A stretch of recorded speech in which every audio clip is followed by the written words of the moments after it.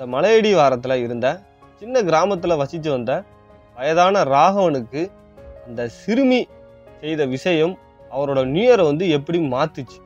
இங்க உங்களோட நேரத்துக்காக எத்தனை பேர் காத்துக்கிட்டு இருக்காங்க தெரியுமா? அந்த நியூ இயருக்கு முந்தின நாள் இரவு அந்த ராகவனுக்கு என்ன நடந்தது அப்படிங்கிறத நீங்க தெரிஞ்சுக்கிட்டீங்க அப்படின்னா உங்களோட நேரத்துக்காக இங்க எத்தனை பேர் காத்துக்கிட்டு இருக்காங்க அப்படிங்கிறத நீங்க தெரிஞ்சுக்கிடலாம். நீங்கள் கேட்டுக்கொண்டிருப்பது power of your self with PA Bala. Every Friday evening 7 o'clock நம்ம பாட்காஸ்டோட புது எபிசோடுகள் ரிலீஸ் ஆகிட்டு இருக்குது. அதை நீங்க மிஸ் பண்ணாம இருக்கிறதுக்கு நம்ம பாட்காஸ்ட்டை ஃபாலோ பண்ணி எப்போதும் இணைப்பில் இருக்க. இந்த அழகான மலையடி வாரத்துல ஒரு சிறிய கிராமம், அந்த கிராமத்துல வயதான ராகவன் வாழ்ந்து வந்துகிட்டு இருக்கிறாரு. அவர் வந்து மிகப்பெரிய பணக்காரர்லாம் கிடையாது, ஆனா வந்து ரொம்ப அன்பானவர், எல்லாரு கூடயும் ரொம்ப அரவணைப்போட இருப்பாரு.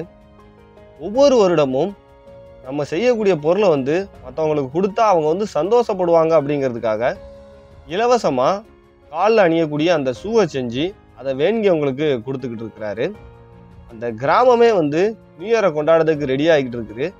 அன்று இரவு வந்து அவர் அந்த அழகான வீட்டில் அதில் இருக்கக்கூடிய அந்த சின்ன விளக்கோட வெளிச்சத்தில் தன்னோட கடைசி ஷூவை வந்து தச்சுக்கிட்டு இருக்கிறாரு. அந்த நேரத்தில் அவரோட வீட்டுக்கு வந்து சிறுமி ஒருவர், மீராங்கக்கூடிய ஒரு சிறுமி வந்து போகிறாங்க. அந்த சிறுமி வந்து பார்க்கறதுக்கு ரொம்ப ஒல்லியா அந்த இரவு நேர குளிரில் நடுங்கிக்கிட்டு இருக்கிறாங்க. தாத்தா அப்படின்னு சொல்லி அந்த சிறுமி வந்து அந்த பெரியவரை கூப்பிடுறான். இங்கே ஏதாவது வந்து பழைய ஷூ ஏதாவது நீங்கள் வச்சிருக்கீங்களா அப்படின்னு சொல்லி அந்த சிறுமி கேட்குறாங்க. உடனே அந்த தாத்தா வந்து சிரிச்ச முகத்துடன் அந்த சிறுமியை வந்து வீட்டுக்குள்ளே கூப்பிடுறாங்க. கூப்பிட்டு அந்த சிறுமியோட காலணி, இந்த கால் எவ்வளோ லென்த் இருக்குது அப்படிங்கிறத அளந்து உனக்காக நான் ஒரு அழகான புது ஷூவே செஞ்சு தரேன் அப்படின்னு சொல்லி அந்த தாத்தா சொல்கிறாரு. அந்த சிறுமி அங்கே இருக்கக்கூடிய சேரில் ஏறி உட்காந்துட்டு சுற்றி பார்த்துக்கிட்டு இருக்கும்போது அந்த வீட்டின் சுவரில் ஒரு சிறிய ஃபோட்டோ ஒன்று மாட்டியிருக்கிறாங்க. அந்த ஃபோட்டோவில் ஒரு அழகான இளைஞன் வந்து சிரிச்ச முகத்துடன் இருக்கிறான். தாத்தா அது யாரு அப்படின்னு சொல்லி அந்த சிறுமி கேட்கும்போது அந்த ஷூவை தச்சுக்கிட்டு இருந்த அந்த தாத்தாவோட கை உடனே நின்றுச்சு. அது வந்து என்னோட பையன்மா, மற்றவங்களோட விருப்பத்தை வந்து நம்ம பூர்த்தி செஞ்சோம் அப்படின்னா நம்மளோட விருப்பத்தையும் வந்து மற்றவங்க வந்து பூர்த்தி செய்வாங்க அப்படின்னு எப்போதுமே நம்பிக்கிட்டு இருக்க ஒருவன், ஆனால் இப்போ அவன் வந்து என் கூட உயிரோட இல்லை அப்படின்னு சொல்லி ரொம்ப வருத்தத்தோட சொல்கிறாரு. உடனே அந்த பிள்ளை என்ன தாத்தா என்ன ஆச்சு அப்படின்னு சொல்லி கேட்கும்போது அவர் அதுக்கு முன்னே நடந்த விஷயத்த வந்து எக்ஸ்பிளைன் பண்ணுறாரு. கொஞ்சம் வர்றதுக்கு முன்னால் அந்த நியூ இயருக்கு முந்தின நாள் எல்லாரும் வந்து ஃபேமிலியாக டின்னர் சாப்பிடலாம் அப்படின்னு சொல்லி அவரோட மகன் வந்து அவரை கூப்பிட்டுருக்குறாங்க. ஆனால் வந்து வேலை அதிகமாக இருந்திருக்குது, ரொம்ப பிஸியாக இருந்ததுனால இந்த வருடம் அப்பாவால் வர முடியலை. இந்த வருஷம் நீங்கள் வந்து சாப்பிடுங்க, அடுத்த வருடம் கண்டிப்பாக அப்பா வந்து இந்த நியூ இயர் டின்னரில் வந்து நான் பார்ட்டிசிபேட் பண்ணுவேன், எல்லாரும் ஒன்றா உட்காந்து சாப்பிடலாம் அப்படின்னு சொல்லி உறுதி கொடுத்துருக்கிறாரு. ஆனால் அந்த அடுத்த வருடம் வரவே இல்லை. அந்த வருடத்தில் நடந்த ஒரு ஆக்சிடெண்ட்டில் அந்த பையன் வந்து இறந்துருதான். அடுத்த வருடம் வரலை அப்படிங்கக்கூடிய ஏக்கத்திலே வந்து அந்த பெரியவர் இருந்திருக்கிறாரு. இந்த விஷயத்த எல்லாத்தையும் எக்ஸ்பிளைன் பண்ணிட்டு அந்த ஷூவை வந்து தொடர்ந்து செஞ்சுக்கிட்டு இருக்கிறாரு. இரவு முழுவதும் அந்த சின்ன வெளிச்சத்தில் வந்து உட்கார்ந்து அந்த ஷூவை செஞ்சு முடிக்கிறாரு. மறுநாள் காலையில் அந்த ஷூவை வந்து அந்த சிறுமி கையில் கொடுக்கும்போது ரொம்ப சந்தோஷத்தில் அந்த குழந்தையை வாங்கிக்கிட்டு கண்டிப்பாக நானும் வந்து உங்களுக்கு பதிலுக்கு ஏதாவது ஒரு விஷயத்த செய்வேன் தாத்தா அப்படின்னு சொல்லி சிரிச்சுக்கிட்டு அந்த வீட்டை விட்டு வெளியே போகிறாங்க.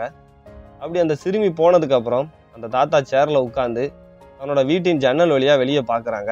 அந்த அழகான சூரியன் காலை நேரம் நியூ இயர் 1ஆம் தேதி அழகாக உதிச்சு வந்துக்கிட்டு இருக்குது.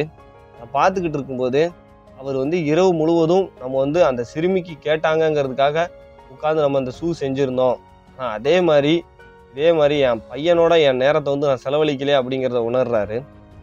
போய் தன்னுடைய பையனோட கல்லறையில் உட்காந்து வண்டிட்டு அழுகிறாரு.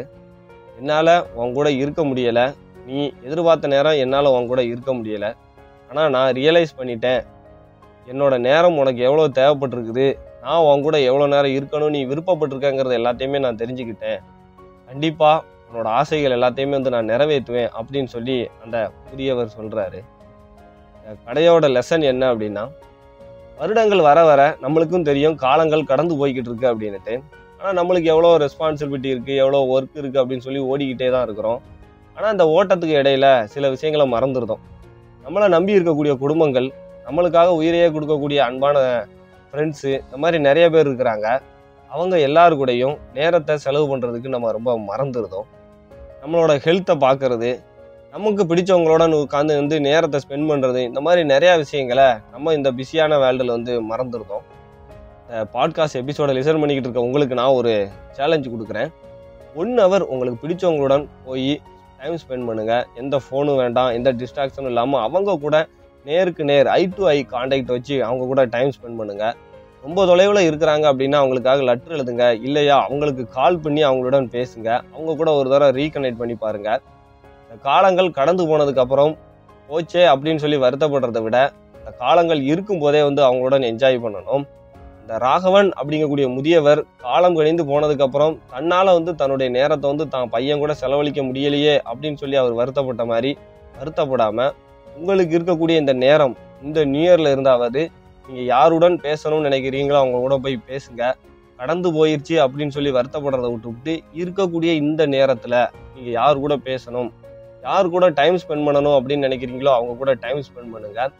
இருக்கக்கூடிய ஒவ்வொரு மொமெண்ட்ஸ் எல்லா நேரத்தையுமே வந்து ரொம்ப சந்தோஷமாக என்ஜாய் பண்ணுங்க.